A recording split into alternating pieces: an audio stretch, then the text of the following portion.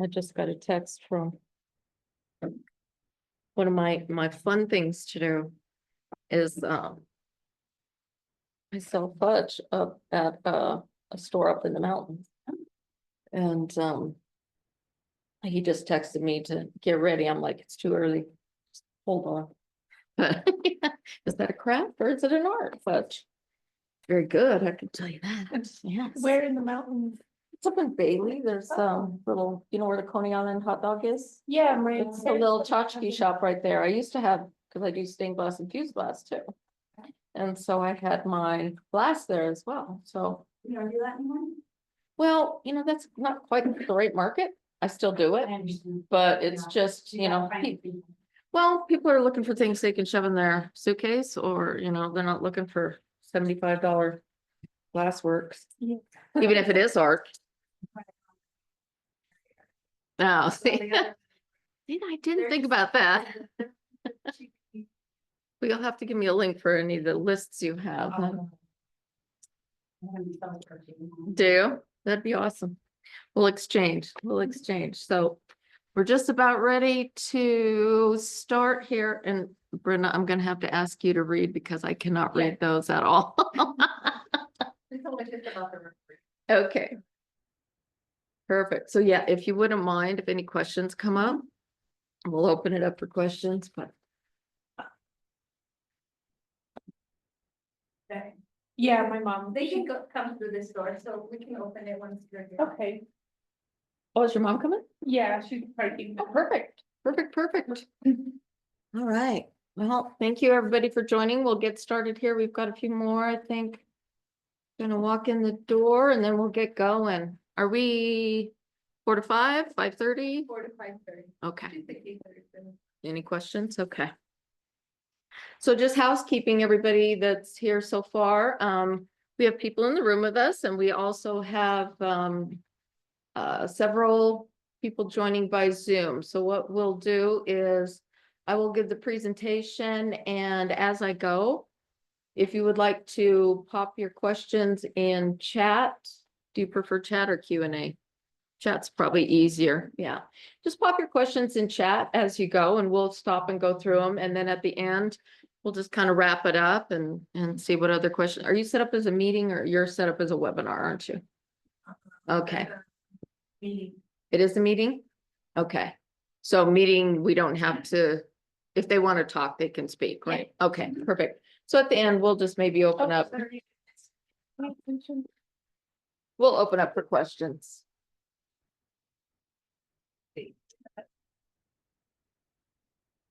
Hello. Hi, how are you? Welcome. You're in for fun class. Are you an accountant also? No, No? Okay. I just do my own taxes.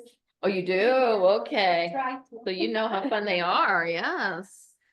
So before we start, everybody who's online, if you wouldn't mind putting in the chat, what kind of business do you have and how long have you been in business? If you're just starting out, just put 0 or not started yet. And I'll get Brenda to help me read them. I'd like to kind of see who we're talking to today to make sure we give some good information just for you. So. All right, you tell me when you're ready to go, when you got the recording and everything's gone. Somebody asked.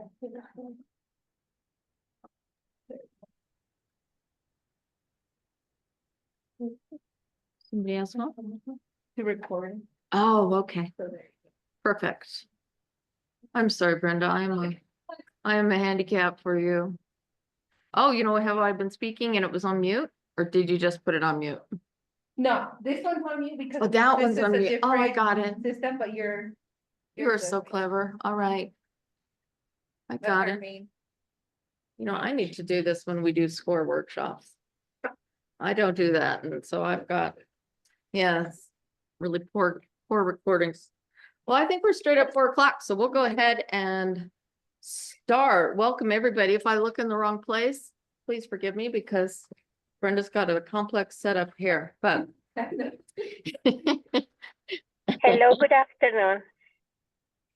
I'm sorry? Hello. Hello, good afternoon. My name is Mauralis Monroy, and I am in the phone right now. I'm just leaving from work. Oh, okay. Well, we see you, Thank we can you. hear you. Can you see us fine? I see. Yeah, in the phone Oh. a little bit, but yeah, but I'm Wonderful. okay. Thank you so much. Okay, for this. good. Thank you. Welcome. All right, well, let's go ahead and start with our fun. If you're here, you've obviously experienced some Colorado sales tax and the questions that come along with it. So I am presenting this workshop today as a representative of SCORE. If you haven't heard of SCORE, it's the Service Corps of Retired Executives. It is an all-volunteer organization here in Denver. It's all across the country too, but there's a Denver chapter and we are partners with the Alliance Business Center. So we thank Brenda for letting us come and work with them and present this to you. A little bit about me. We're going to go through, where is my, oh, I guess I put it second. I'll go through this one first. I think I got my things out of order. Did I have the wrong? Oh, there it is. Do you see it moving? Okay. Sorry, my blind eyes again. I've got my slides out of order. So here's what we're going to cover today. So we're going to go over who has to collect sales tax. So this is collection and remittance. So obviously the first part is how are you collecting it from your customers, and then how are you going to remit that to the states or the local jurisdictions. Then how to determine how much sales tax are you supposed to collect. That's going to be different depending on where you are and who you're selling to. And then I've kind of trimmed this part of the presentation down. We'll go over where to file your Colorado sales taxes. Now, if you've been to one of my workshops before, I used to kind of go into how to get the numbers to plug in. So we can cover that if we have time. I know there's some accountants here. So if you want to go, because there's always questions on how to balance your remittance with your sales tax liability report, for instance. So we won't be able to dive into that too deep. However, if you have questions about that, feel free to ask them. So again, these are kind of the high level categories, topics we'll cover today. And a little bit about myself. My name's Teresa Scheel. I am the owner of Colorado Sales Tax Assistance. That's my website, cosalestaxassistance.com.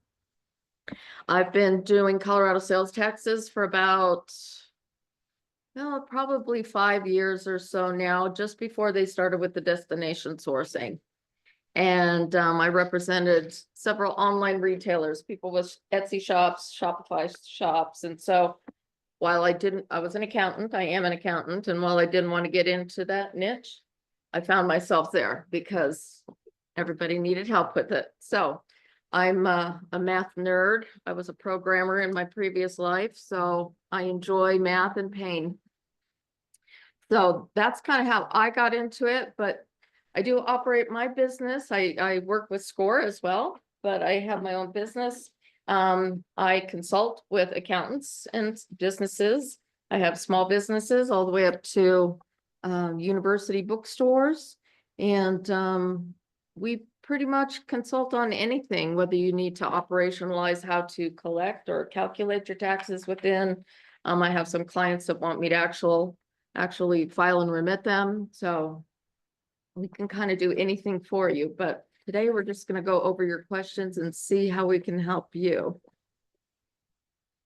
So let's dig into who must collect sales tax. So basically, any business that sells taxable products and or services, and there's more and more services coming up, especially in the genre of downloadable documents. And I know there's a bill coming up. They're working on the language for bills for accessing computer systems. So they're gonna be taxing internet probably here shortly, which sometimes happens. But if you sell a tangible product, we'll just kind of stay in the product realm for now. You must collect and remit sales taxes within Colorado. And we will talk a little bit about interstate and intrastate as well. Oops. Didn't want to do that. So basically, if you sell a retail item, you need to collect sales taxes. But within that chain, you're going to have wholesalers. You're gonna, depending on where you are in that chain, depends on if you need to pay tax for your purchases or collect tax for your purchases.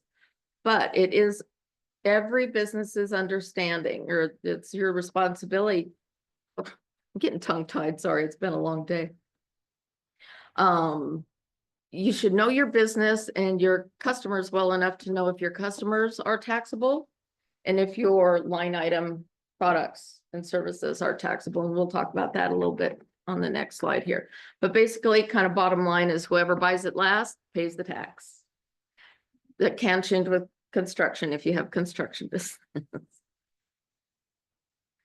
All right, so first, what about purchases you're making? Do you have to pay sales tax on the things you buy? So a good delineation with that is if you are purchasing office supplies or things for your business to run your business, those you do have to pay tax on. If you are purchasing things to make something to sell, which is your cost of goods or cost of sales, those you want to behave as the reseller, or the you wouldn't be the wholesaler, but you would be the reseller. So all the components for everything. So if you're doing, ceramics, your clay, your tools, well, tools would be mostly a supply, but anything else, your packaging, all of that would go into the wholesale category or the resale category. You would not want to pay tax on those. So so did I answer both those questions? I'm sorry, Brenda. So yeah, kind of the two categories then are if you are purchasing for your business, you pay tax. If you are purchasing to create your product and or service, you want to look into being having an exemption certificate. Now, I do want to give kind of an anecdotal story. I've had clients in the past where they have purchased things. So let's give an example of fudge. Let's do fudge. So I buy the milk and the sugar and the everything, and I'm paying tax on that. Maybe I bought it at Costco and I'm paying tax on that. Now I make the fudge and I sell it. I'm also going to collect tax on that, or I have collected tax on that. Now I've paid tax twice. What do you do in that situation? So those are questions that come up all the time. So you want to think about how, when you make purchases, what part of the process are you in? Does that make sense? Have I confused people? Do we have to chat up? Let me see if there's any questions. Sorry. Okay. All right. So I think I've answered this question. So basically, make sure that you give in Colorado, your sales tax license can be used as your sales tax exemption certificate as well.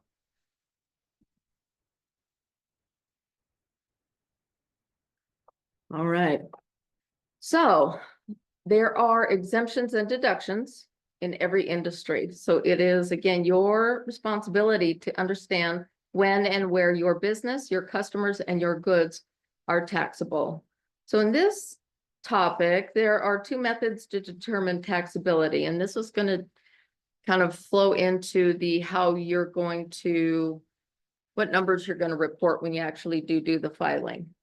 So if your customer's exempt, so for instance, if you're selling to a government entity, you're selling to a school, if you are selling to a hospital, or if you're selling to another person who's going to make something out of that. If perhaps you provide one component that somebody puts into another component, then you would not tax them, but you want to make sure that you label that customer as a wholesaler or exempt, or in some cases, if you're making out-of-state sales, now we're getting interstate.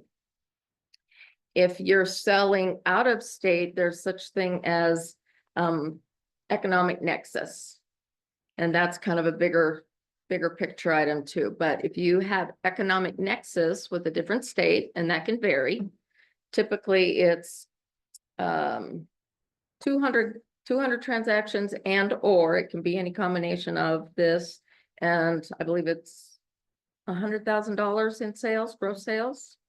You may have economic nexus with the state, but we're going to focus mostly on Colorado today. So we're going to look at intrastate. Did you have a Does it question? vary state by state, those numbers? Yes. Yeah, it So it's a does. Whole mismatch across the country. Oh, yeah. Colorado is internally complex, but yeah, if you're getting into interstate sales. So, if you're a small item seller, you're probably not going to hit nexus either one, transaction or gross sale. But if you're selling big ticket items, you're probably going to hit nexus pretty quick. So, well, and you know what? We're not going to cover this anywhere else in the presentation. So let me dig in a little bit with marketplaces too. So a marketplace facilitator is any marketplace that you sell your items on that collects the tax for you. So that can include Etsy, Amazon. I can't think of any others off the top of my head, but eBay, they collect tax for you. Yeah, so you have to make sure, read the fine print with them when you sign a contract or you start selling things with them, because they might say, we collect and we remit only for your state collected items. And we'll get into these definitions here in a minute too. So, but they might not remit to a home rule city, for instance. So if you're selling in Lakewood on one of these platforms, they may not be collecting and or remitting for you. So that's one thing to make sure you understand with whatever platform you're using. Now, platforms like Shopify, point of sale systems, you're having to collect and remit on your own. Now, some of those, I don't know, I guess point of sale is probably the best way to refer to them. Most of those, unless you're buying some kind of a little plug-in thing where it's not very sophisticated, but I know Shopify has a really good tax calculator. So when you opt in or when you set your settings to say, yes, I need to collect sales taxes, and then they should give you the opportunity to tell you where you need to collect sales taxes. So for instance, if we're talking about we're in Colorado and we need to pay or remit in Colorado, it will, whenever people put something in their cart that is taxable. So they should also give you a place to say, yes, this item is taxable, or no, this item is not taxable. So you want to make sure whatever platform you're using has those options in it as well. Again, Shopify is a good example of, they're very accurate in their collection amount. QuickBooks is also, but in both cases, in all cases, it's going to depend on what you have as the ship to address. And again, we're going to start talking here about destination sourcing and where you calculate that tax rate at. But as long as you have a very a good ship to address, you can't say, Meow Wolf in Denver. It won't calculate correctly, but as long as you have a good address, it should calculate correctly. So, yeah, I don't know what made me think about that on this screen, but we did segue a little bit off of it. So,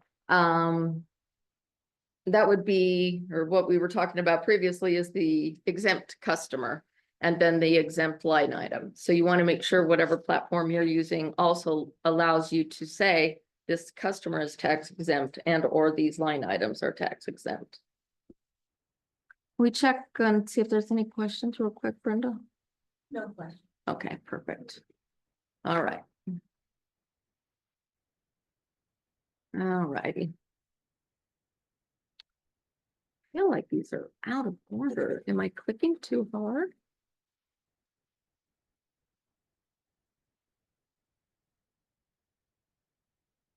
All right. So now we'll get into the rate. So how much sales tax do you collect? So Colorado has about 450, I believe, combinations of jurisdictions. And the variables within each permutation is the city, the county, special districts, and the city. So special districts, special taxes. So yeah, there's several of them, and you need to know which one you're or need to collect for. And it can get confusing. So I'm going to introduce here right now. Let's see if I can get to this other screen. Darn it. I might have to. I put it up. Gosh, I'm just being really bad at this mouse, Brenda. I'm sorry. Okay. How do I get to another tab on the Google? Do I have to minimize this and Yeah, then? there you go. Okay. Got it. All right, we'll go that way and then I'll share this again. And it's shared, it's sharing. It's already sharing? Okay. All right, so I will give Brenda a copy of this for you as well. But this is a spreadsheet provided by State of Colorado. You can find it. I'll give you the link. It's on the Department of Revenue website. And what this does, this is a great illustration of how many jurisdictions there are. So if you look here, this is a Google spreadsheet. What did I say? About 450. There were 700 and they've trimmed them down. What is that number? I can't read it. You probably did. 428. Yeah, so there's 428 permutations of these. And I'm going to give you a little clue while we're on this screen. I'm going to show you how to read this because this spreadsheet will become your savior. Darn it. You can, I probably should have sat there. you could do like on Zoom, like zoom it in. Well, And then it's, you can- well, what I'm looking for is the sort. Can I don't think that will zoom in the sort, will it? I should have sat in the other seat. Okay, well, I'm blind. So I'll just tell you here, I was going to try to put them in a sort order so that you could tell what's going on. So if you look at this jurisdiction code, and you're going to find that this jurisdiction code shows up in different ways in different places. So sometimes you will see it without the leading zero. Sometimes it'll be a 6-digit number.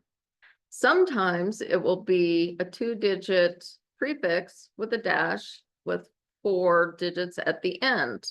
Sometimes it's called the location code. Sometimes it's called the jurisdiction code.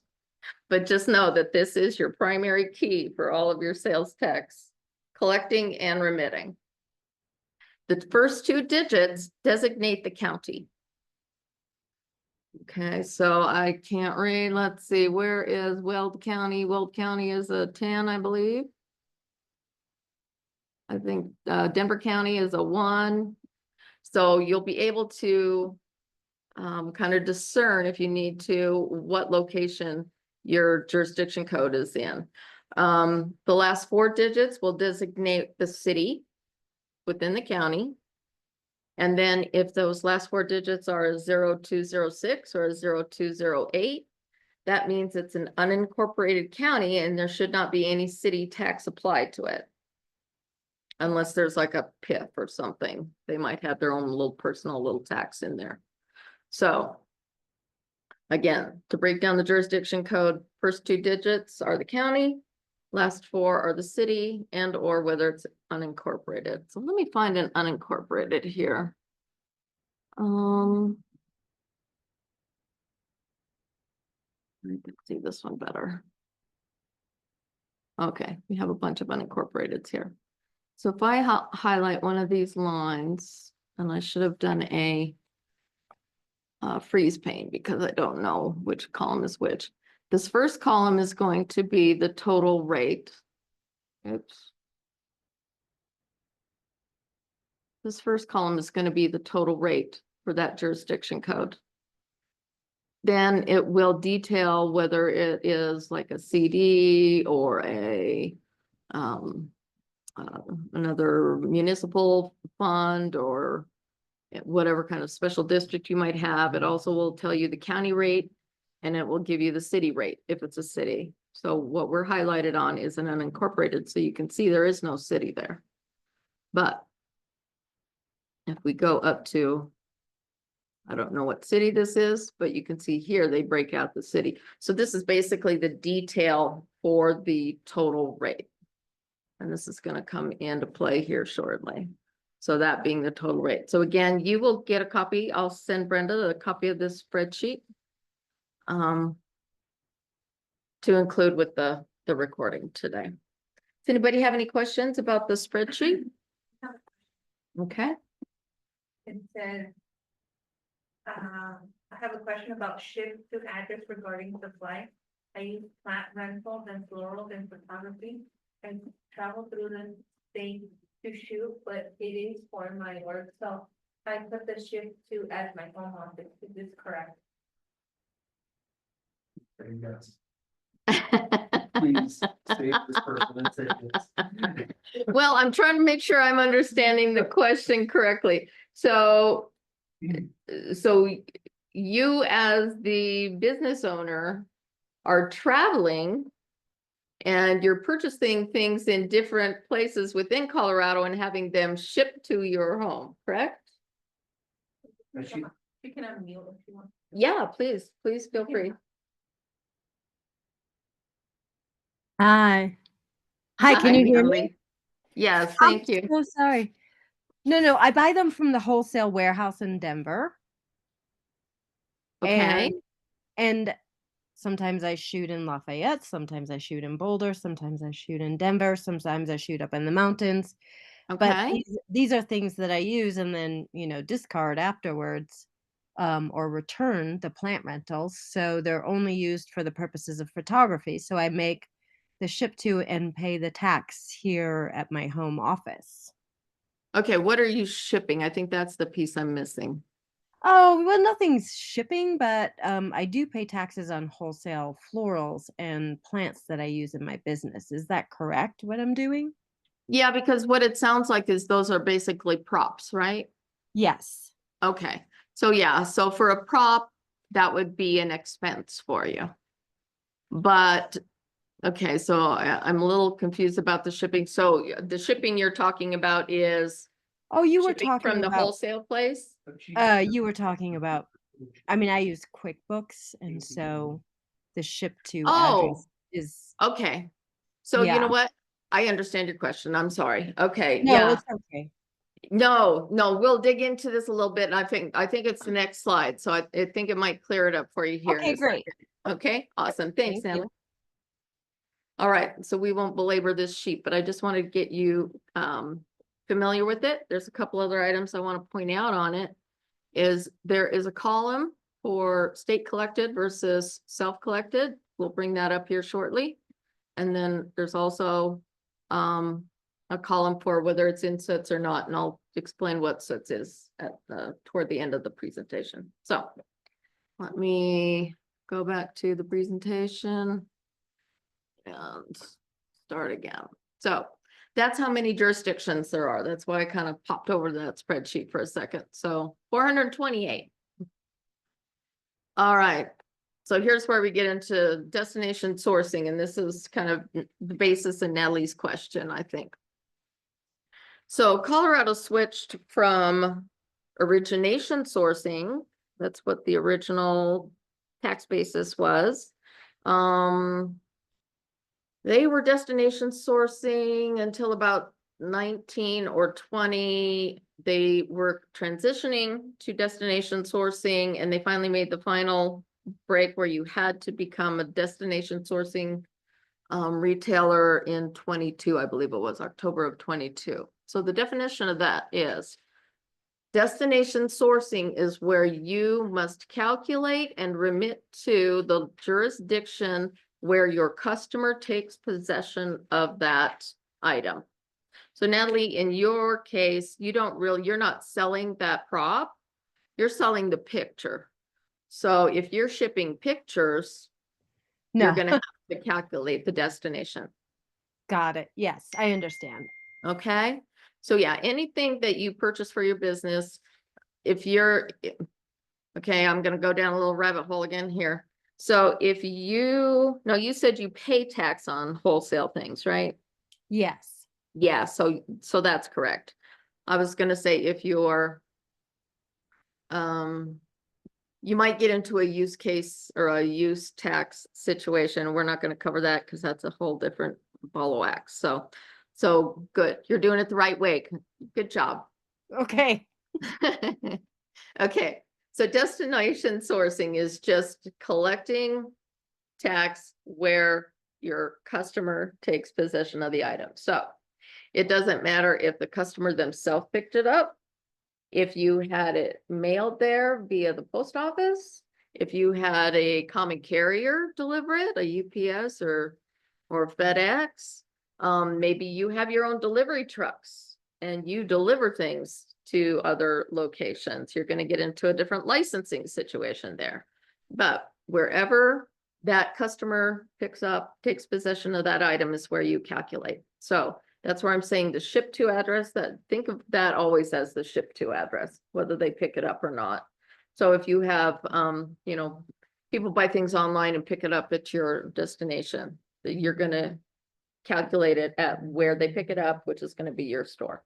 So that's what these bullet items are examples of where you might calculate the rate. So if they purchase at your store, again, you're gonna charge the rate. That's called your physical location. So if you are doing things out of your home address is your physical location, and that's where your sales tax license should be registered at with the Department of Revenue. If it is shipped to a customer within Colorado, again, we're going to keep kind of on the intrastate topic. You're going to charge the rate based on the address they want to take possession of it. So if you are in Denver and you're selling to somebody in Grand Junction or Cortez or wherever it might be, you need to make sure that you have that shipping address correct. And then I'm going to show you here in a moment how to calculate that. Now, depending on how you do your invoices or your sales receipts, it could be tricky. Okay. Again, back to the platform, this is why I was bringing up the marketplaces and the platforms. Because if you are taking orders and you're not in the middle of that transaction, you've got to count on your software to make sure that calculation is correct. If you are in a business where you go from quote to cash, say you're, you know, quoting a job and then you actually go get the parts and you have actual parts for prices for your parts, and you can actually calculate that tax yourself, it's a little more, it's easier to control. You get a better feel of it. So depending on your business, you want to make sure that you, whatever your process is, that you know where the information's coming from and that it's correct. And then I think I used the third bullet as an example already. Yeah, so if somebody purchased online and picked it up at your store. So for instance, if, I don't know, taxable food, whatever, you go and order from King Supers and you go pick it up there, they better be charging you the tax there. If they're delivering it to you, they better be charging the tax where you live. So same thing with food deliveries. That's kind of an interesting topic. We won't go down that rabbit hole because you guys know me now. I go down rabbit holes easy. Does anybody have any questions about destination sourcing?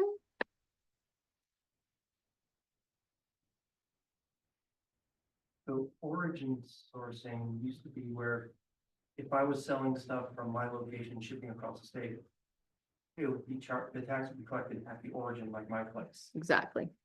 Okay, now destination, we have to know all these other tax codes. Exactly, exactly. And we'll get into your scenario here in a minute, because doing the kind of fair thing is a different ball of wax. Yeah. I'm curious about what you've experienced. So, okay, there were no questions? All right. Okay, so you've got your order, you've got your sale, you've got a receipt or whatever you need to calculate the sales tax. So Department of Revenue does provide you a tool. It's a GIS tool. It's based on the latitude and longitude of an address. And it is a hold harmless database for the state. It's at colorado.ttr.services. So if you are online and you have another tab you can go to, why don't you go to that website and put in your own shipping address or your own physical address, whichever, any address you like. And let's see if we can't find what jurisdiction code you are at that address. So while I'm on this screen, kind of a fun screen to play with. If I had my computer, I'd show some fun things. But this is actually a website where you could put Meow Wolf and it would find it. In fact, you're an accountant, so a lot of times in my clients' invoices, they'll just say, you know, so-and-so hotel in Aspen, Oh, yes. something like that. That's pretty common, right? Mhm. You could put that in there and it'll probably be right. Okay. And it's kind of funny, Boulderado Hotel up in Boulder is one of the fun ones. QuickBooks does not calculate it correctly. Just anybody who's an accountant that has invoicing to Boulderado. So yeah, on here, now this is an actual screenshot here. And you can see here, I put in the address. These queries are an address at a time. So again, depending on your process, it can be tedious if you have 150 addresses. But you'll see down in here in this highlighted area, you can see the jurisdiction code. And this is important because a lot of, and software is getting away from it because it's just not the right construct. It used to be that the only way to kind of calculate what your rate might be was based on the zip code. But that's a postal construct. How many places in Denver with all the weird little lines we have, you might be collecting 9% interest and you're really in an unincorporated area and you've just double taxed your client. So it's important to use this because you may be in an area that you don't know you are in. And while we're here, I'm not on the actual live screen, but if you are, you can not only put in the address and query, you can also click on the map. And so if you don't really know the address, but you know what area it is, you can just pinpoint on the map and it will give you the jurisdiction code for that pin. I saw a question, Brenda. Mindy said the address is not working for Oh, darn it. Can you do it by the map? somebody. Said. That's not the sales tax lookup. The actual website, I'm not sure if that is just a redirection to the actual GIS one. I would not use one that wasn't the actual colorado.ttr.services. Make sure that's your URL in there.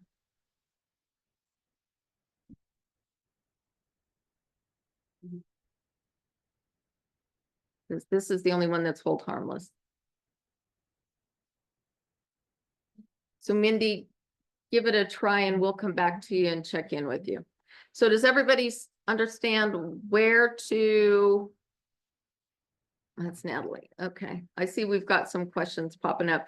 Before we go back to the questions, I'd like to answer or kind of point out one more thing. When you're on the website, the Colorado TTR Services website, if you look, I think I have it on the spreadsheet, the screenshot.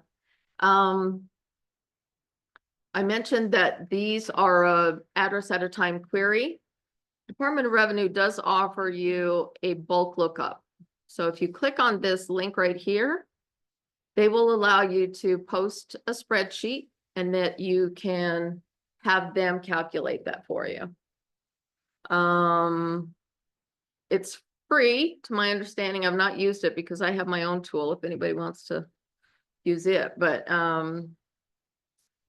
it takes them a few days, I think. So if you're behind and the deadline's coming up, you may not have time to run them all.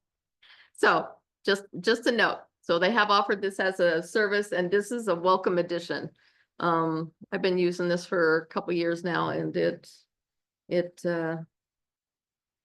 good, but the bulk lookup is excellent. So did we have some more questions? Yes. How would you be double charging taxes if you entered zip code instead of the coordinate. I didn't understand how that would happen. Double tax. You were talking about there's an unincorporated address within the zip code. Oh, okay, maybe I phrased that incorrectly. So, because I was thinking double tax about the, you paid and you also collected. So what I was referring to, Natalie, was that if I want to make sure I'm to the scenario I described. So I was in an unincorporated area, but I thought I was in a jurisdiction based on the zip code that was probably not correct. So if you've been doing this for a while, you might be comfortable that you are in 01006, which is Denver. But in fact, if you looked your address up on here, you might find that you're in unincorporated Arapahoe County, something like that. So in that particular case, Denver, the amount that you charged was like now as of 25, it's 9.18 or something. And your unincorporated is probably around 5%. So that's why I was saying not double tax, but the tax amount would be double. Is that? Got it. Okay. got it. Overcharged it? Yeah, yeah, Now, it's sometimes one particular address yeah, is, whereas everything else around. it, exactly. like, Like schools, exactly. Good point. Yes.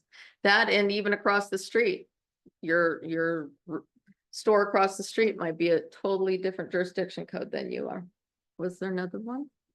No. Oh, Christy popped up another. Thank you, Christy. All right. Okay, so we've beaten this horse to death. All right. So now you know how fitting it into your process is going to be key, okay? All righty, we're all ready to how to remit Colorado sales taxes. So I'm just gonna give you off the top of the conversation is that I would say in 80% of the cases, what you're collecting is probably not what you're gonna remit. And there's several reasons for that. One is, and the main one is, that if you file a timely return with the state and or the cities, both or all jurisdictions have this, I wouldn't call it a feature, but this is how they calculate. If you file a timely return, you get what's called a vendor fee. And why they call it a vendor fee, I don't know, but basically it's a rebate on your payment. So most cases it's 3%. Some cities don't have it at all. State of Colorado has it. So when you file your taxes and you've paid them on time, you'll see vendor fee applied. They have capped it because I've seen some pretty hefty ones based on what you sell. But, so that's one reason. Another reason might be that well, it's self-reporting, but it could be that you've calculated based on the wrong jurisdiction, or you haven't updated your rates. We just had some rate changes. 4 cities changed in January of 25. Rates do change, by the way, every 6 months. Well, not every 6 months. If they're going to change, it would be changed during that 6 months. And I'll try to give you a heads up on those. I try to give my clients heads up on those. So that could be another scenario. And it might also be that you didn't know somebody was exempt. Or, now you need to refund.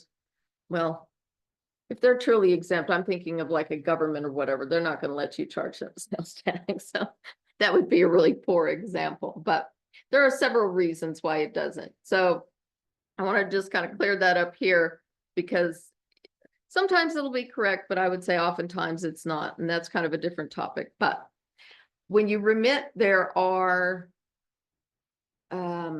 2 things you need to consider. Is it a state collected jurisdiction or is it a self-collected jurisdiction? So I'm going to go back to the worksheet again. And you'll see why this is important. A state collected jurisdiction means that the state, the Department of Revenue, where you file and remit, is Department of Revenue on Revenue Online, whether you use you know, the screen version or you use the paper version, however, you're gonna remit those to Revenue Online.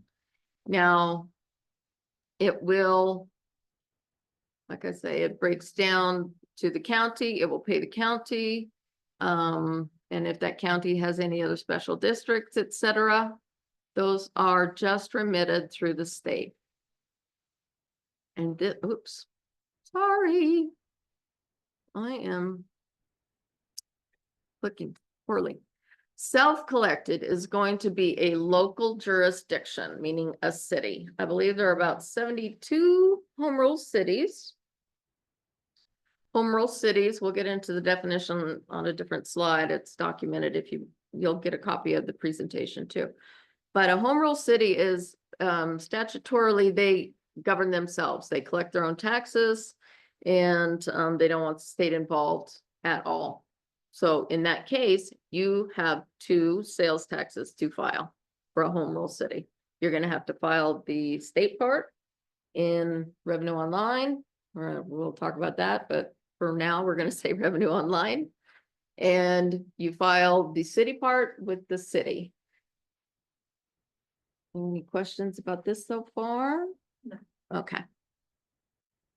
All right. And again, this spreadsheet will tell you then which ones are the home rule cities. Most home rule cities are participating in SUTs, and that's why we have this column here. SUT stands for Sales and Use Tax System. Department of Revenue, we'll go over that a little more here shortly. But Department of Revenue, I think they launched that 4 years ago, 3 or 4 years ago. And it's been a little buggy, but actually I'm an advocate. I know a lot of people are angry at it, but it's kind of a personal preference. But I'm going to show you some, well, not show you, but we'll talk about some tricks. So this is, again, why you want to have this spreadsheet available. And this spreadsheet does change every 6 months. They have a January to June version, and then they'll also put in another July through December version. Let me go back to presentation. All right, so home rule cities. Just to make things even more complicated, there are, I believe, 3 now home rule cities that want the state to collect for them. So those are noted on the spreadsheet as well. So you'll see a notation of home rule state collected. So kind of, to recap again, state collected jurisdictions will be remitted to the Department of Revenue, probably through Revenue Online. Okay. And I'm going to give you some reasons why you would use that and why you would not. Again, if it is self-collected, you're going to have to do the state collected part also, in addition to the self-collected, which you would probably, I think most people, I don't know if most people is a good way to phrase it, but each home rule city has their own platform and they differ, and they're a lot of them are being standardized now. You can tell the ones that kind of are some of the bigger home rule cities, they've gotten together and they'll use the same software. But that being said, 2 separate platforms, 2 separate filings. But now I'm going to put my SUTS advocate hat on. SUTS again came out 2 or 3 years ago. There was a new version just launched.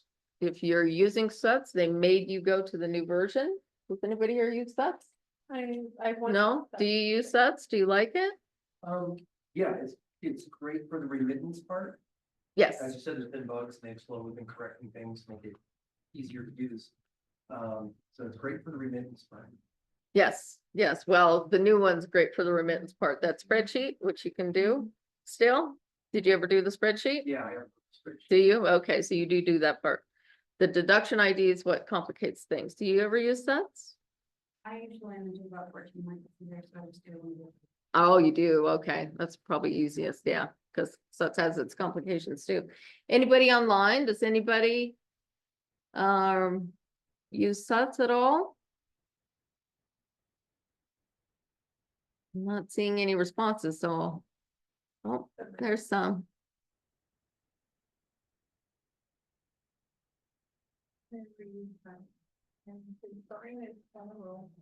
Do you have to? No. Nope, never used sets. Okay. And then, does the state charge the home or city for this remittance service? No, they do not, oddly enough. So, yeah, you'd think that they'd try to monetize something. The way SUTS works is, it's a separate platform. It's supported by the state of Colorado Department of Revenue. And it does allow you to file both state collected and local, self-collected jurisdictions. There are two different ways to use SUTs. We're not going to really dig into it today, but if you do have some questions, I could probably answer them if you're experiencing some SUTs problems.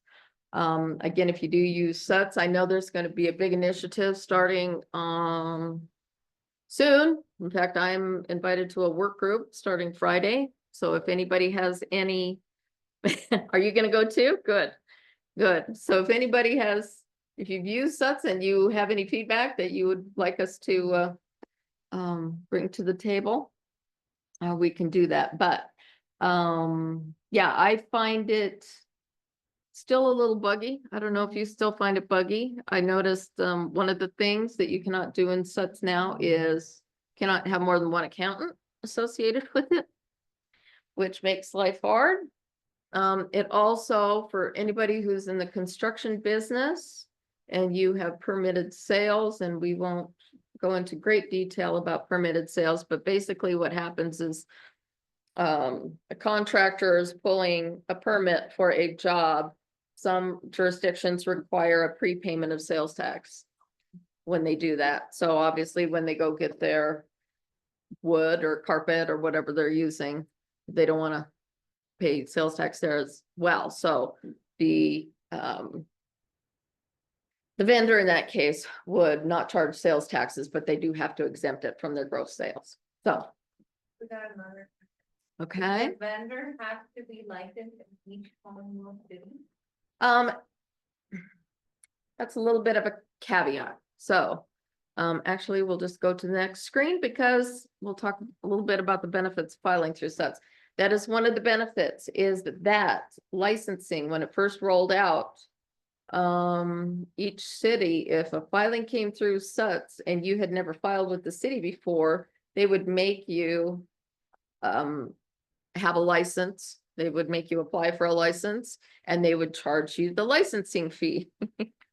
And in some cities, I believe Glendale, was $100. I mean, some were ridiculous. Some of them were 20. But if you are selling into 40 different cities, even if it's $20, that's, that's a chunk of change. So I think it was in 22, the law stated that if a business does not have a physical location within that jurisdiction, you can't charge for a license fee. So if anybody's being charged, make sure that that city, call them, and if you do not have a physical presence. Now, the definition of physical presence can be a delivery truck driving through town, okay? So just, if you're being charged a license fee, go back to the city and give them your scenario and see if you should be charging or paying a licensing fee. So to answer that question is, it kind of depends on the city. So what happens with SUTs is you will register, and I'm air quoting, you will register for a non-physical, let me back up.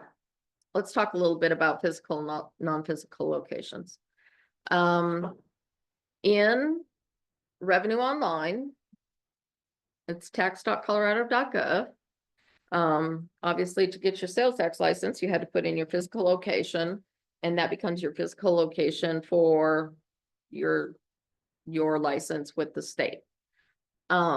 If you start selling into different jurisdictions, you have to register in Revenue Online. You have to go in and register a non-physical location. And you have to register that by that jurisdiction code. So again, if you if you collect money in a certain location, this is why you need to track it very carefully, because I'm gonna explain frequency here in a minute too. It's gonna get a little tricky. You want to make sure that every jurisdiction that you need to remit to in revenue online, you have a non-physical location for that.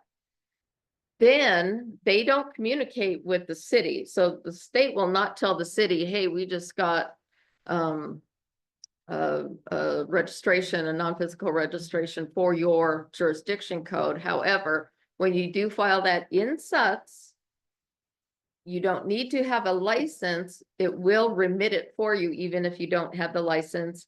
Then part of that city's process can be, I've not seen it happen in all cases, that based upon that SUTS filing, that city can then give you a license, and it's at no fee. And then again, make sure that when the renewal comes up, whether it's annually or every other year, that they don't try to charge you a fee for that. Does that make sense? Did I answer your question?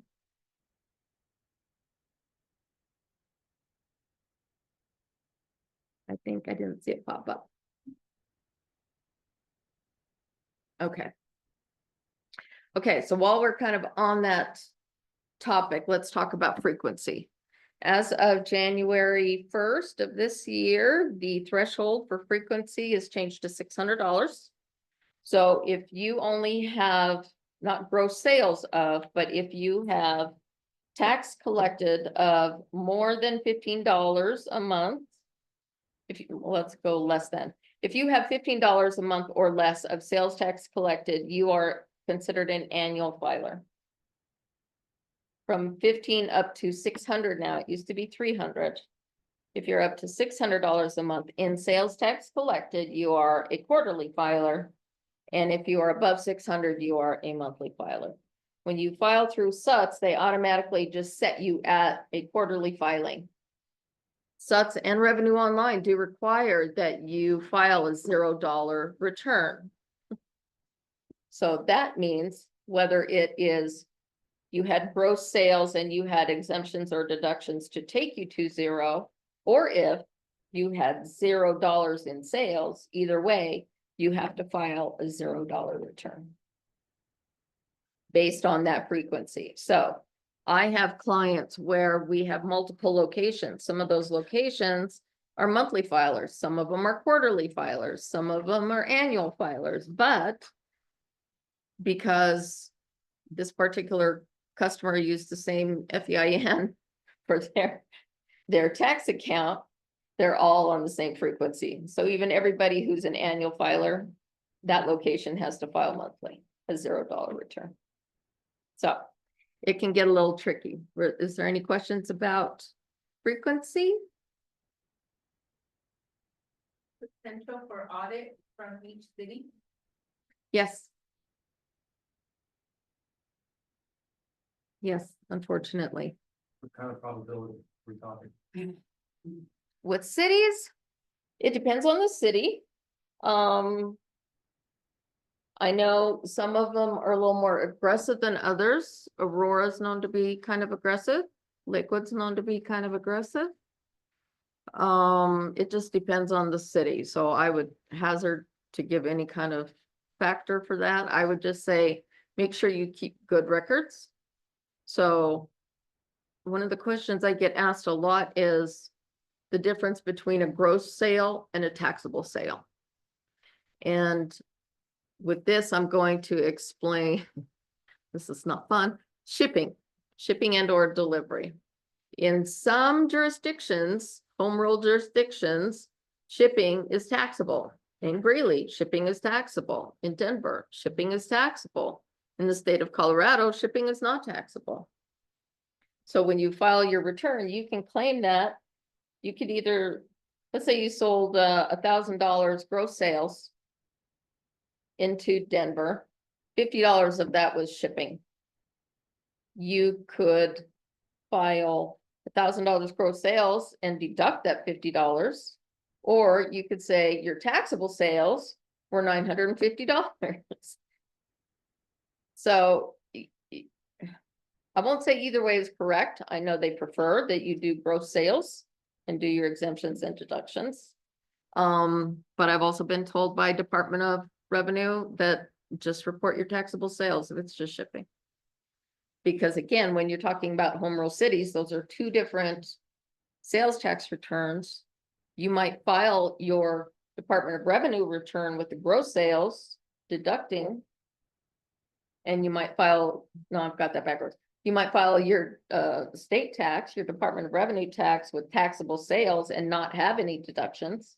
And you might file your city with the gross sale number because you have to pay tax on that shipping amount. I may have posed some questions. Anybody have questions about that?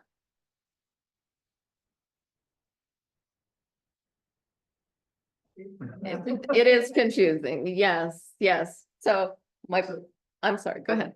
For me, the simple breakdown was, I'm up in Lafayette, which is a home rule city, which means the city collects their own tax. Yes. And then the state takes care of state, Boulder County, RTD, control Mm-hmm. district. So you got the state collecting that, cities collecting that. So I always had to go to Revenue Online, Mm-hmm. file the state half of it, and then go to the Lafayette website and file Yes. local half. Then when SUTS came on, they had all these cities sign up to be part of it, and SUTS is sales and use tax System, yes. And so now I can go to SUTS and I can either, they've got a form, I can just type in my numbers on Mhm. QuickBooks, and it'll calculate and do everything, and then pay everybody. Mm-hmm. Write one check, it pays the city, it pays the state, it pays the county. Or if you've got bigger stuff, maybe you can upload a spreadsheet with all that, and then it does all the calculations there too. And you still only pay once, you're at one portal, one payment. So that's been convenient, for me to be able to use SUTS in that. Good. Instead of having to go Revenue Online and then do a separate filing for the city. Yes. There used to be only a few cities signed up, now there's a bunch of cities signed up. I think all but 2 are now signed up. In fact, as of January 1st, again, there is, well, actually, it may have been as of the launch of the new SUTS. That if there are any home rule cities right now refusing to be on SUTS, they are not allowed to request sales tax from a vendor that doesn't have a physical presence there. So those are called remote sellers. If you're a remote seller, you don't have to pay tax there. I don't know if I'd try that. But that's kind of, I don't know how it's being enforced. Yeah, yeah. Does So, that handle the shipping tax riddle? Quandary? it depends on how you define handle. So when okay, so It's gonna be no then. yeah. Well, I mean, anybody who's used, I've used both the new SUTS on-screen filing and I've used the spreadsheet upload. To solve that shipping quandary, like I say, what I do is I report on so when you look at it in SUTS, they refer to it as state collected and self-collected. So that terminology will carry forward in all these processes that we've been talking about today. So, including on the spreadsheet. So actually on this spreadsheet, I think it's local and state is what it says.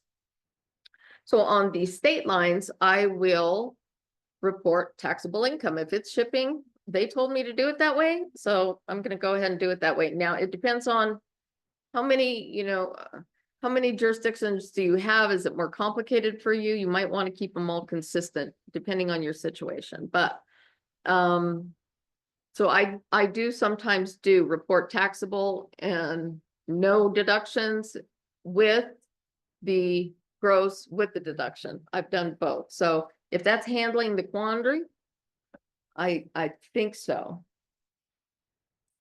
There are some idiosyncrasies with SUTS too. So, but I'm still a big advocate of it. I am a big fan. Are you able to show an example on the website? Here's the thing is they don't give me a sandbox. So I'm trying to think if I could, actually, if I quit sharing, I might be able to.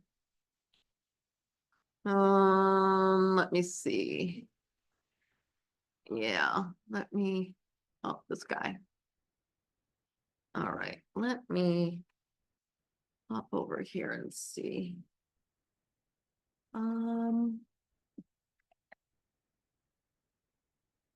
Oops. I'm used to being on my computer. I'm thinking I'm on my. I'm not sure I remember my password. It might not work.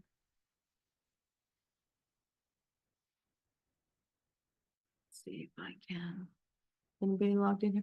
You know what? I kind of hate to log in here because it might stick. Is it going to remember my password? No. If the pop-up comes up, you say no. Okay. I'm not sure if I remember what this password is. Let's see. That's not it. In the video, does it go through the? Oh, hell, Oh, it could. Well, that's register as a new user on SUTS. You know what? That's a good point, Brenda. Let's see. I think I can find. I will bet there's a video. And people should know the address anyway. So let me go back to that and I'm gonna say SUTS training. Actually, we could be sharing this because that would be good. Okay, how do I go back Yeah, and then just put and share. share? Full So this is screen, start. this? All right, so what we've been mumbling about here, everybody, is I don't want to go onto the actual system. One, because I don't remember my password, and two, it's got proprietary information. But I am in, I went to tax.colorado.gov and in the query, I just put SUTS training. And this is what's come up. So I'm thinking there should be a new video for this. Let's click on the first one that came up. So again, we're browsing through here so that you kind of get an idea of the resources you have available to you too. There is a wealth of knowledge here, whether it answers your question or not without a phone call. You might need to do that. And I don't see a video there. I don't know what that's about. Important links document. Oh, training materials, I see. Oh, this would be good to download. I did find some broken SUTS links today though, so I don't think they've updated everything. Let's go back and see, because I know they do have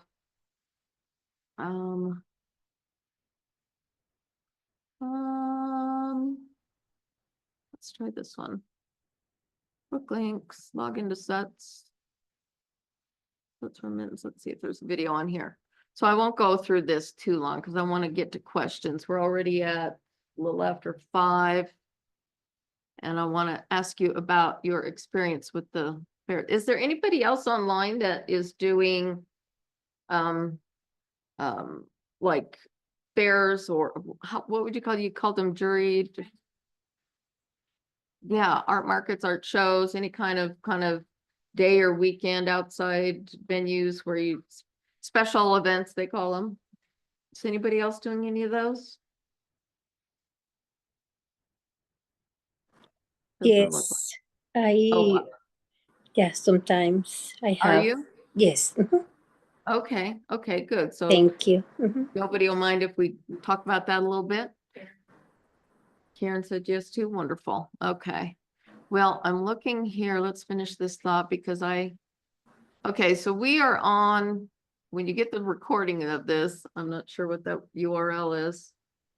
But this, I'm assuming these are going to be trainings on the new SUTS.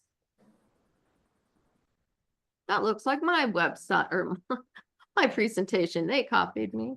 Hello, my name, Is this, if you already have a password, click on the green go let's see if it gives, They I wanted to, folding. You are then going to sign. Down for the city that they're looking okay, for. that's, And they, that's the old SUTS. I'm sorry. I wanted to kind of get through and see the screen. So that's the old SUTS. I would give them, they just launched this when January, or they They requested everybody to start using it in January. So it might take them a while to update some of their collateral. So everything we've kind of been talking about today, looks like it's got a video on here. So I would make note of this URL. It looks like a good one. Looks like a good one. Okay, so let's go back to, actually, I think we can just hop over there. So we're just doing questions now. If anybody has any questions, we'll talk about markets here in a minute. Mine's kind of perfect, my question. Okay, go ahead.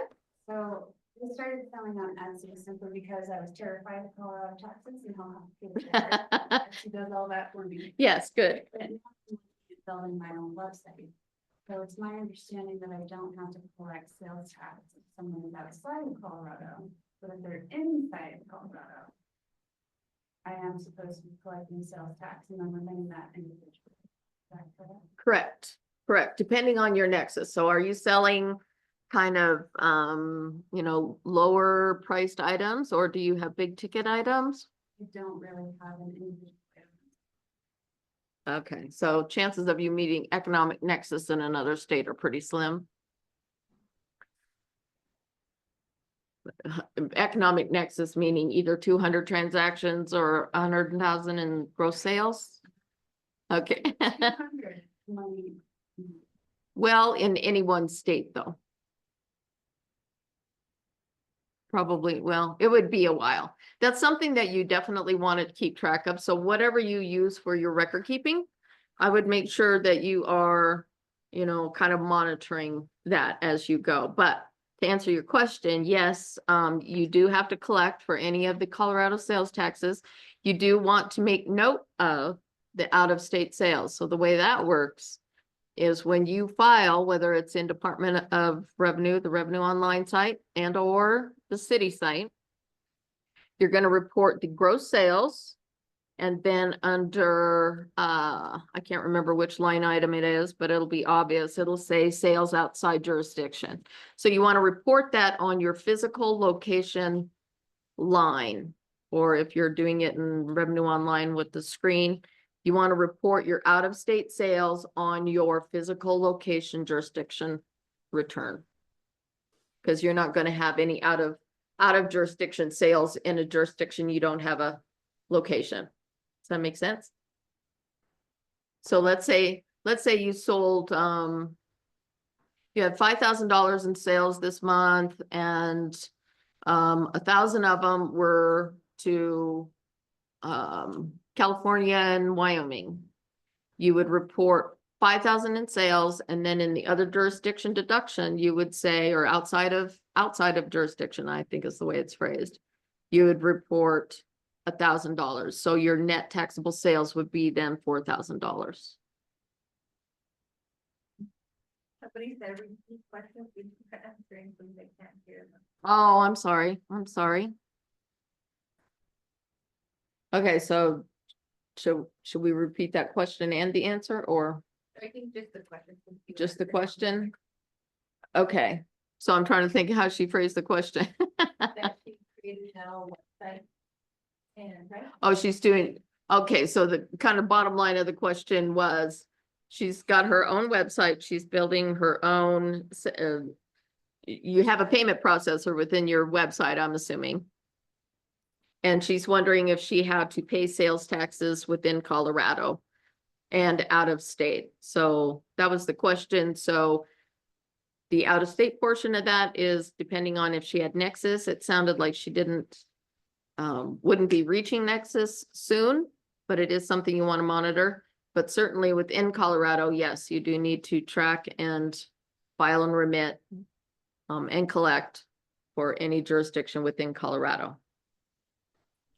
Michelle asked, where do we find the spreadsheet of jurisdiction?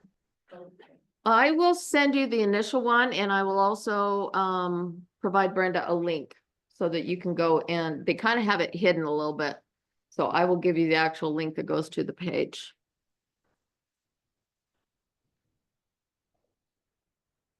Now, I do embellish it. The one from the Department of Revenue will not have the inserts It does have the, whether it's state collected or self-collected though. But at this point, I think it's pretty safe to say everybody's in sets. They asked, part of my business is consulting in agriculture. Is that tax? Consulting is not. That's considered a service. So there is also a deduction for non-taxable services. So if you are a service business, I've never gotten a really clean answer on this. And I've not heard of anybody really getting in trouble for it. But if you're purely service, there's no reason, unless you have a sales tax license, I don't know why you would have a sales tax license, but maybe that's kind of the answer. If you have a sales tax license and you made 100,000 in consulting and they're expecting you to report, then you would report $100,000 in non-taxable labor. I would just not have a sales tax license because you're not going to do anything taxable unless you start putting, things online, if you start selling books or if you have trainings online that you have separate documentation, sometimes those kinds of things, if you get into internet downloading scenarios, those can be taxable, but the actual consulting itself is not taxable. So consultants don't pay city or state taxes. Sales taxes, not, that's not income tax. So income tax is totally separate, but yeah, service. So let's think of like a plumber. He comes out, fixes your kitchen sink. He had to bring a couple pipes because they were, you know, rusted out or whatever. His service to come to your house is not taxable, but the parts he puts in for you are taxable. So consulting would be considered that service part of that.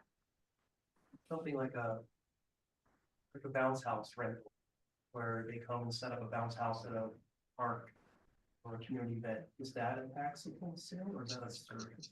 I would say the setup part is service and there's probably some taxability to the rental of it because leasing is taxable. Leasing is tax- Yeah. I have a client that, it's a clinic. And Mhm. this year, the. Oh, I'm sorry. I forget this is a microphone. So this year, the IT company started charging sales tax on their maintenance. On the maintenance? Yeah, on the maintenance. So they go in once a month and they do maintenance on all the computers, all the software. And they started charging sales tax on that. Well, again, that kind of comes down to you need to know your own business and your services and products to understand, because every jurisdiction is going to be different. So I'm not an expert in that kind of compliance. Okay. So I would rather you ask somebody who's an expert in that particular situation. But I would suspect that there's more than service going on there somewhere, or if they're, it's kind of like streaming services. That's a service, but you still have to pay for access to the internet. So those kinds of things are taxed. So I'm thinking there's probably some access there that they need to tax. Okay. Okay, but I would dig into it that way, or just ask them, you know. I what did is the ask tax? them and they said that they don't know, that they were told, that they were That's- told that they had an audit and they were told that they need to be collecting sales tax. Oh, okay. So I'm wondering maybe in their audit, they found, because we've never been charged as, what I see is the line items. So as far as the line item, all I see is Oh, the service, Right. but I've never seen any products. and it's probably in the contract somewhere describing what the service is, and then during an audit, it sounds like they were audited. Yeah, Yeah, they Okay. may have found some component of it that was taxable. And again, they're starting to dig deeper and deeper into those. There's new bills coming up about that very thing. okay. So I would suspect that. All right. They add, sales, so I have a real estate photography business, clients buy photos which we sent digitally online. We are not selling any actual physical inventory. What type of taxes do we need to be concerned with? I believe there is sales tax on that. That's, a tax, like you say, there's a lot of discussion about the term tangible. So whether it's something you can feel or touch, that's what I kind of call tangible, but can you experience it is kind of what it's evolving into. So I do know photographers that do have to pay sales tax. So I'm going to kind of go on the assumption that you've got the same model, business model as them. So yes, I would be looking at, and to get actual confirmation, I would call the Department of Revenue, the tax line, and get their opinion on it. But I'm pretty certain they're going to tell you it's taxable. So in that case, your tax rate would depend on where you're sending those pictures to. That would be your ship to address. That help? There was a House bill that included digital goods in the definition of tangible property. Oh, they did. So yeah. So when did was that last year? I think 21. Yeah. So yeah, digital goods. So Renee, I do sell amendment of at the farmer's market, so do I claim that? Amendments. Sell amendment. Can you explain what that is a little bit? You can speak if you want to come off mute.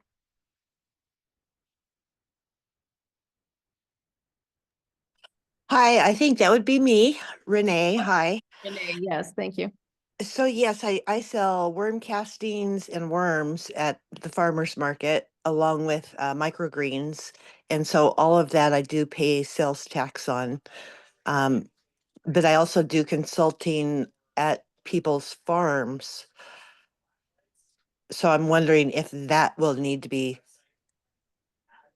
if I'll need to collect sales tax on my consulting. I would say no, based upon the way you describe your business. So to me, it's kind of two different parts. I'm curious, your first part of your question, though, you said you pay sales taxes or you collect sales taxes on the droppings and casings? Well, I just have a flat fee that I charge the customers, and then I claim sales tax for the Okay. city. Does your flat fee include the consulting?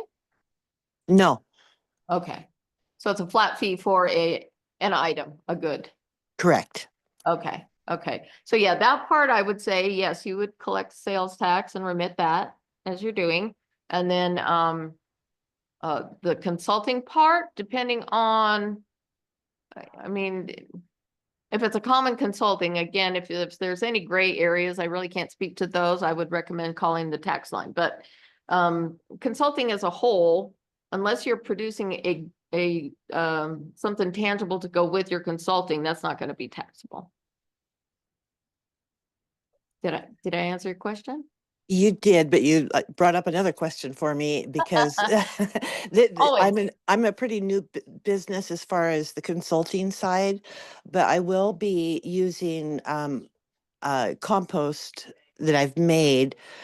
Most likely I will be selling that to them, or I'm kind of thinking about just incorporating that in the consulting, but Well, and therein lies a great point, and I was just going to bring that up, is and I don't want to phrase this the wrong way because I don't want it to be like I'm giving advice. I would double check with the Department of Revenue sure. to make sure that it's compliant. But if you have something taxable in addition to a service, if you can include, and I'm thinking from an accounting perspective here, if you can include the service and the good in a flat fee offering that doesn't require it to be separate for warranty or any other reason, I would do that. And then I believe I'm not sure if that's not taxable or not. It kind of depends, I think. Although Department of Revenue has suggested that very thing. And here's kind of the way that we look at it is, if you are buying, say your casings, and you're buying that and you're combining it with your service, the casings could just be an expense rather, well, I guess that might be a cost of goods sold too. But I know there is a way you can do that depending on your scenario. So I would suggest you take that scenario to the tax helpline and see what they think. You've answered that very well and I appreciate it. Thank you. Thank you. All right. Anybody else? And I think Renee kind of brought up theirs too. So that's a great segue. I'm sorry, I forgot your name. Amberlyn, that's right. So I'm curious. We're just going to talk about this a little bit because I have some questions for her. She's going to teach me some things. My understanding of special events, which these would be considered special event or one-time event, the way it should work, and I don't think all jurisdictions do it, maybe in the caliber of event you're working in, they might do it, but it had to be pre-registered with the jurisdiction, correct? And then when you file your taxes, you go find that event on the website. Well, that was my question, theoretically. You are responsible for entering the name of the event, the location of the event, dates of the event, and what the jurisdiction code is. Okay, okay, I have talked to the woman who is responsible for all of these special events in Colorado. right? She says they do tend to give a little leeway in the event that we get the jurisdiction with the end of it wrong. Okay. As long as you get the county right, you're good. Like, yeah, in the city. In the city. Yeah. But yeah, not all of the organizers get it registered. Okay, But then also depending on how often you have a special event in a specific jurisdiction. oh, okay, You may be required to get a sales tax license as well. okay. So does is that determined by how often that event is in that location or how often you sell at that event? How often you are physically in that jurisdiction is done. Okay, So it doesn't, most of the events that I do, the organizers don't read either the location or oh, the actual event. But I can end up at, say, 5 events in Boulder. And Boulder requires a sales tax license, so they didn't charge me anything, I still had to. Good.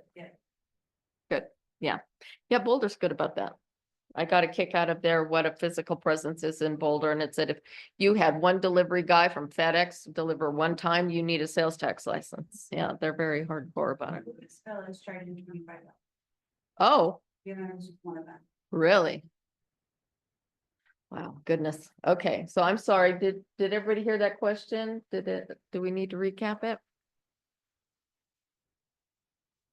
We were talking about fairs and how you submit a filing. Recap, okay. So, Amberlyn, is what did you call it? Ceramicist. And she sells at juried marketplaces around, I don't know what, Front Range? Or do you, all over Colorado? So my question for her was,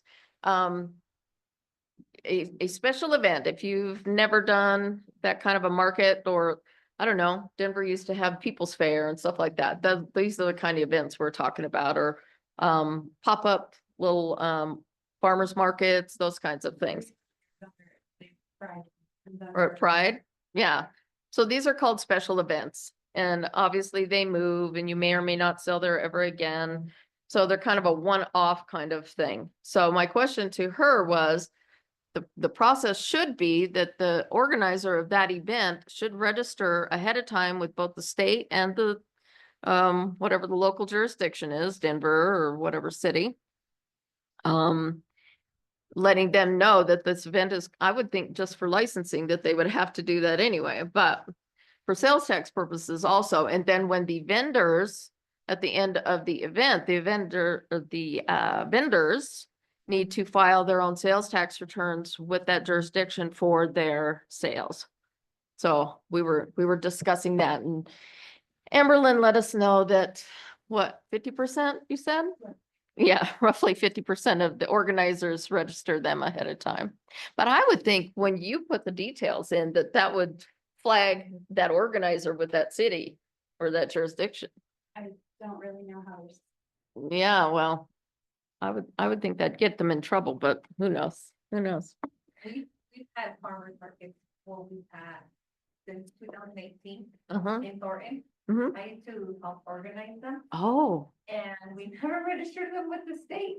you did it. But we would require any vendor to get a city license. business Okay. license. You do get charged $25. And that was proof for your confirmation to be part of our. But they just paid the city tax then. They didn't pay the state tax. Oops. I don't do that job. anymore. Whoopsie. Yeah. All right, what time are we at? We're just about on the 5:30 mark. Is there anybody else with I any have a question questions? about Oh, Etsy. sure. So. They are impossible to talk to, in my experience. Oh, you can have the microphone. So you Oh, I'm can- sorry. Oh. Here I go again. So I have a client who does, she sells pottery also on Etsy. Are you her client? No. I'm thinking about getting somebody to do it. She's good at counting. So she sells pottery on Etsy, and it's out of Lakewood. So she does Colorado and Lakewood sales tax, and she has them do it for her, but she never receives confirmation, she never receives reports, and we can't get a hold of anybody. So I called Lakewood and they said that Etsy might have set up a separate account for her. So I was just wondering if anybody knows, like, do you get sales tax reports? And there's nothing in your dashboard and your payouts or your sales reports that you see. Yeah. Sometimes they'll hide them. Sometimes it can be on your, like, the transaction fees, because they'll take out transaction It fees. is in the fees, so Sometimes they'll it'll show detail the sales tax. yes, that's there. But she's still getting notices from Lakewood and Colorado that it was not filed.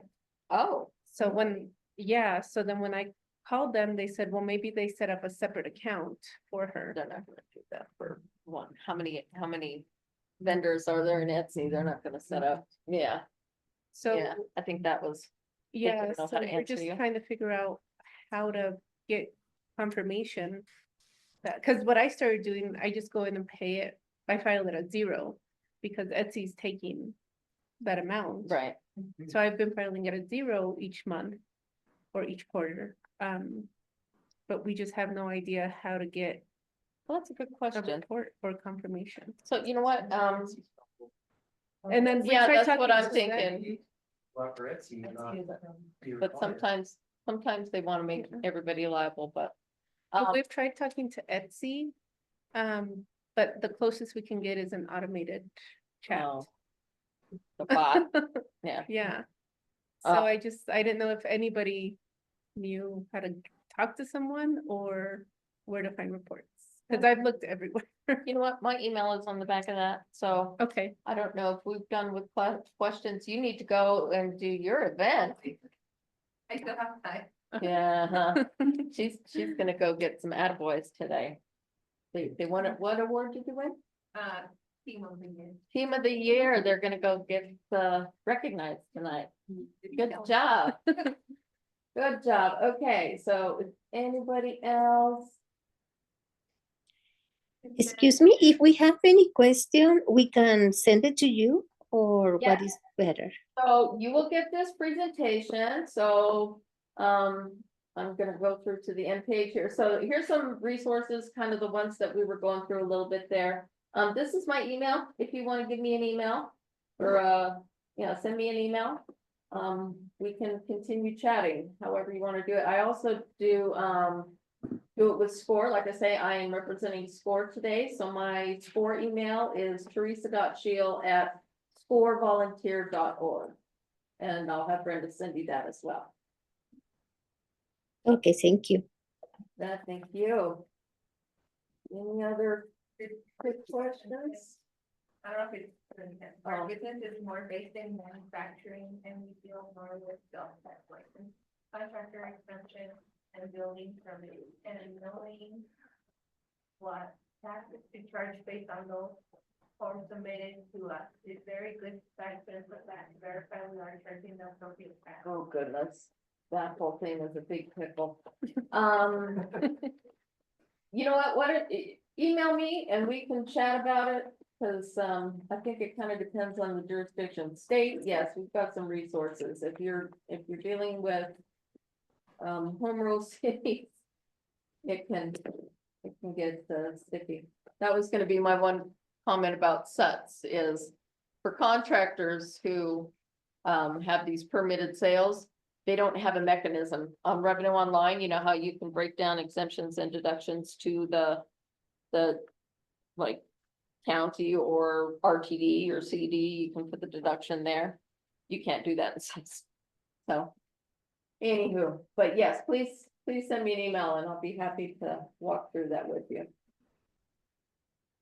Wonderful. Thank you so much, Renee, everybody, Natalie, thank you for coming. Make sure you visit Brenda and tell her congrats on her team award. We appreciate her and we appreciate the Alliance Center for letting us present this workshop to you. Wonderful. Thank you, everybody. And yes, check out SCORE if you need some mentoring there too. So we work with the Alliance on that. Awesome. Well, thank you, everybody. Be safe. We'll see you soon. And what were you looking? I'm Matt. Matt? Yeah, You registered, correct? I did. And you Yesenia. Martha. guys both registered? Yeah. Perfect.